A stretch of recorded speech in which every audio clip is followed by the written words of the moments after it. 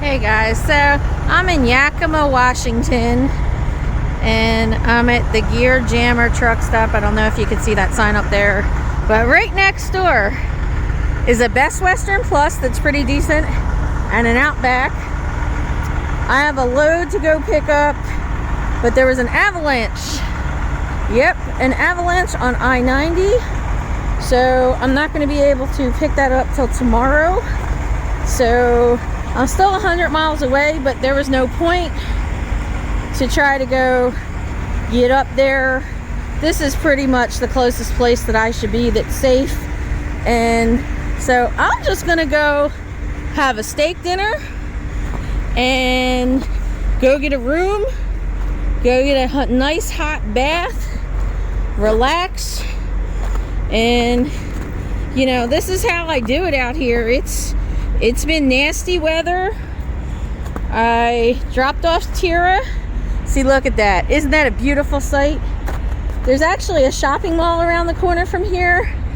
I've stayed at this hotel a couple times in similar situations. So this is just part of the way I do things, the way I make sure I get off the road, I relax. Sitting in that situation last night with that accident, that was a little stressful. And the reason was that, just sitting there is not bad. Obviously, I'm not doing anything, but the wind was getting worse. And as time kept passing, the roads were turning to ice.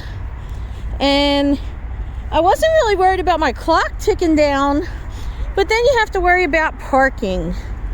And I only drove, 20 miles in that situation, and then parked at a way station.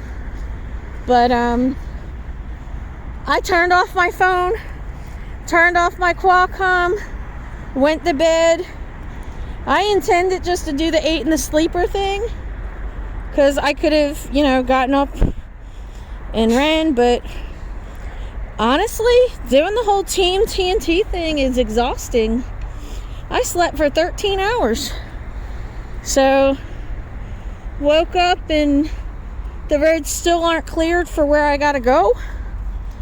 So, I'm like, the heck with it. Look, some of these cars have been sitting here for a long time. But I'm like, I'm gonna go relax. It's still almost 2,000 miles for me to get back to Springfield. So you're going to be seeing some videos of me on my journey going back. I do have a couple of you subscribers that gave me referrals that are coming into Springfield. So if you gave me a referral and you're coming into Springfield next week, shoot me an email, truckingalongfun@gmail.com. Let me know. I'm limited on class size. I'm really only trying to take 3 students at a time. But, if I can hold a spot for you, or if I can, get you in, I'll try my best to do it. I need to know when you're coming in, and I need to know your driver code once you get through orientation. That is the only way that I am allowed to try to pick and choose my students. You have to give me the referral. They will not allow me to take somebody, to choose somebody, if you do not give me a referral. And no, that's not just a way for me to make money. Because honestly, if you're a sucky driver, I don't want you on the road anyway. But at least I can make sure you get your CDL and set you up with a good fleet manager if you're going to wind up going company even after training. But I'm going to go eat a nice steak now. And then I'm going to go sit in a hot tub. And no, I'm not going to show you me sitting in it. So guys, here I am in my hotel room. This is a Best Western Plus in Yakima, Washington. This is the king room. It's funny because up there, it actually has the price for the room. It says $259. Well, I guess that's in like good times because this was like 85 bucks. Nobody wants to come here in the wintertime. And it's crazy now that I think about it because I stayed at this same place. It was 4th of July, I think 2020. And I don't know if you know Billy Rains. Go check him out. He laughs at me because I did a video right down there by the pool. And he was saying that that was his favorite video that I ever did. Hi, guys. Look, I'm all showered and clean now. Woo-hoo. I don't smell anymore. Yay! But I didn't bring my hair or my makeup or anything or, good clothes because I was going to be out in nasty weather. So, but I am in the hotel. See? Probably already showed you a little bit of it earlier. People ask me about winter driving and everything, and I showed you that video from last night if you didn't see that. I also have a video that I did, pretty sure it was November 12th of 2019, because I was involved in like this huge chain pileup. I wasn't actually hit, but trucks were like jumping over the bearing walls and like slamming into each other and everything, and that was a really stressful night. Very, very stressful. But if you go back and watch that, I made that video at the very, very end of the night, and you could see I'm visibly shaking. So my advice to everybody is take it slow it down, stop when you feel like you need to. You're not a sissy, you're not a baby, you're not a crybaby, you're not whatever negative connotation word that somebody wants to give you. It's often the smart decision just to shut it down. Yesterday with me, though, what wound up happening was I hid the last truck stops that were available to park. It was only like 3:30, and I said, oh, I still got time. I'll keep on going. I'm really only 100 miles away from the next stop. And I was like, by the time I get there, it'll be 5:30. There'll be parking. It'll be fine. I was actually coming to this particular truck stop.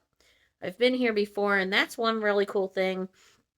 When you've been out on the road for a while, you become familiar with a lot of places. You become familiar with your surroundings. So, it can actually reduce your stress levels when you're always going to the same place. Or you make up a plan and you're familiar. I know the parking lot here. I know the restaurants here. I know there's a mall across the street. So, that can reduce your stress. But, then I'm kind of like, well, maybe I should have shut it down yesterday. If I did, I would have been like 100 miles back. I could have easily made it today to this place and still gotten the hotel. But at the time, it was really just the accident that delayed us. And as, I was sitting there, the wind got worse and worse. The ice, the road got icy and everything. So, shut it down. Do what you got to do. People have asked me, well, what happens when you get stuck in weather and snow and stuff like that? Do I chain? I've never chained. That's the truth. I used to keep a 2x4 in my truck, so you could just slide the wood in front of your tires, and you'll jump over it with some traction. But I did hear from my student Maria. She did get a trainer. Raquel texted me yesterday. She didn't get a trainer, but it's just a matter of Raquel didn't smoke and Maria did. So sometimes your preferences on what you're waiting for may take a little longer than others. If you want like a non-smoking female, it might take longer than if you were just going to say, I'll take a male or a female. So that's something that keep in mind if you're coming into any company, really. It doesn't really matter. There are certain companies like CFI, let's say, they don't mix the genders on the trucks. So, if you're a man at CFI, you're definitely going with a man. But Prime, we do things a little bit differently.